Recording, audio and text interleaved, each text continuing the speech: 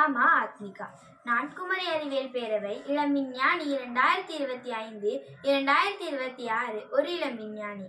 நான் இன்று மண்ணின் மனம் வீசும் மாபெரும் உணவு திருவிழா 2026 நிகழ்ச்சியில் உணவே மருந்து என்ற தலைப்பின் கீழ் மதிப்பு கூட்டு பொருளான முருங்கைக்கீரை பொடி செய்வது எப்படி என்று நான் சொல்ல வந்துள்ளேன்.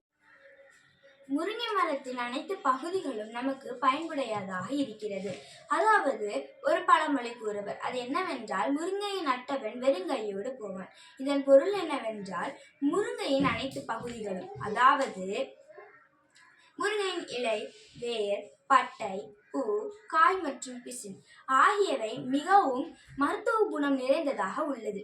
இதனை தினமும் உண்டு வாழ்பவர்கள் வாழ்வில் நோயின்றி ஆரோக்கியமாக வாழ்நாள் முழுவதும் எந்த துணையும் உதவியுமின்றி, அதாவது உண்டுகோலின்றி வாழ்ந்து காணிப்பார்கள் என்பதுதான் இதன் பொருள். முருங்கைக்கீரை பொடி செய்வதற்கு தேவையான பொருட்கள்: முருங்கைக்கீரை, கடலைப்பருப்பு, துவரம்பருப்பு, உளுந்து, சீரகம், நல்ல மிளகு, வத்தல், பூண்டு, பெருங்காயம், உப்பு, புளி.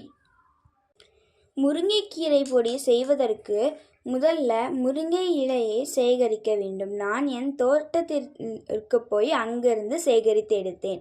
அதன் பிறகு சேகரித்த முருங்கை இலையை அதோட காம்பு இல்லாமல் ஒவ்வொரு இலையாக பிரித்து எடுக்க வேண்டும். அந்த இலையை தண்ணீரில் நன்றாக கழுவ வேண்டும். அதன் பிறகு 2 நாள் அந்த இலையை சூரிய வெளிச்சத்தில் நன்றாக காய வைக்க வேண்டும். அதன் பிறகு அந்த இலையை இளஞ்சூட்டு வெப்பத்தில் வறுக்க வேண்டும். அதன் பிறகு கடலைப்பருப்பு, உளுந்து, துவரம்பருப்பு, சீரகம், நல்ல மிளகு, உப்பு, புளி, வத்தல், பூண்டு அனைத்தையும் வறுத்தெடுக்க வேண்டும். அனைத்து பொருட்களையும் ஆறிய பிறகு அனைத்தையும் மிக்சி ஜாரில் போட்டு அரைத்தெடுக்க வேண்டும். நல்லா மாவு போல் அரைக்கக்கூடாது, அதை ரவை பதத்தில் அரைத்தெடுக்க வேண்டும். அரைத்து வச்ச எல்லா பொடியையும் நல்லா மிக்ஸ் பண்ணணும். அதன் பின் பெருங்காய பொடியை சேர்த்து நல்லா மிக்ஸ் பண்ண வேண்டும். இதை ஒரு ஏர்டைட் கண்டெய்னரில் போட்டு அடைச்சி வச்சா 1 மாதம் வரைக்கும் இதை கெடாமல் பத்திரமா சாப்பிடலாம். முருங்கை இலையில் அயன், கால்சியம், ஃபைபர், மெக்னீசியம் போன்ற ஊட்டச்சத்துக்கள் அதிக அளவில் உள்ளன. நாம் சேர்க்கும் பருப்பு வகைகளில் புரதச்சத்து நிறைந்துள்ளது.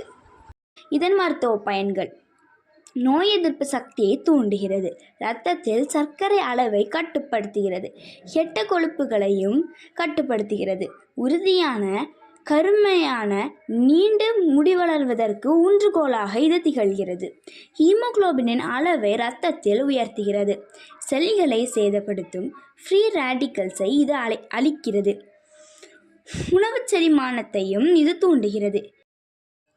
முருங்கை இலை பொடியை அதிகமாக சாப்பிடுவதால் நடக்கும் பின்விளைவுகள்: அதிகமான அளவு முருங்கை இலை பொடியை சாப்பிடுவதால் வயிறு சம்பந்தமான நோய்கள் வருவதற்கு காரணமாக இது இருக்கிறது. நாம் இப்பொழுது இஞ்சி மிட்டாய் செய்ய போகிறோம்.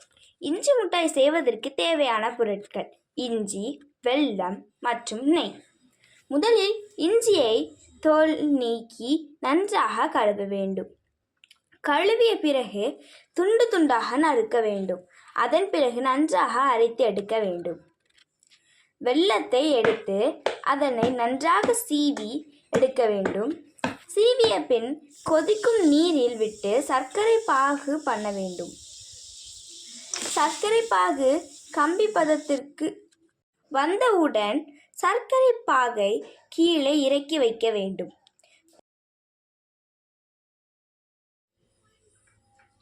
பாகு கம்பி பதத்துக்கு வருதா இல்லையான்றதை கண்டுபிடிக்கிறதுக்கு ஒரு மெத்தட் இருக்குது. இந்த பாகை கொஞ்சம் தண்ணியில் இப்படி விடும்போது அது கரையாமல் இருக்கும். கரையாமலோ இல்லை இந்த மாதிரி கரையாமல் இருக்கும். இதை வச்சே கண்டுபிடிச்சிடலாம் இது கரெக்டான ஒரு ஸ்டேட்டுக்கு வந்துருச்சுன்னு. அரைத்து வைத்த இஞ்சியை நன்றாக வதக்க வேண்டும். நன்கு வதக்கிய பின்பு சர்க்கரை பாகுவை சேர்க்க வேண்டும். அதன் பிறகு நன்றாக அடிப்பிடிக்காமல் நன்றாக கிளறிவிட்டு கொண்டே இருக்க வேண்டும். நன்கு கெட்டியான பதம் வந்தவுடன் ஒரு பாத்திரத்தில் விட்டு அதனை சிறிய துண்டுகளாக வெட்டி எடுக்க வேண்டும். அதன் பிறகு சிறிதளவு பொடி உப்பை மேல் தூவ வேண்டும். இதோ இஞ்சி மிட்டாய் தயாராகி விட்டது. இதை ஒரு காற்றுப்புகா பாத்திரத்தில் அடைத்து வைக்க வேண்டும். 3 மாதங்கள் வரை கெடாமல் அழகாக இருக்கும். இப்பொழுது நாம் இஞ்சி மிட்டாயின் பயன்கள் என்னவென்று பார்க்கலாம். செரிமான பிரச்சனையை சரி செய்து செரிமானத்தை தூண்டுகிறது.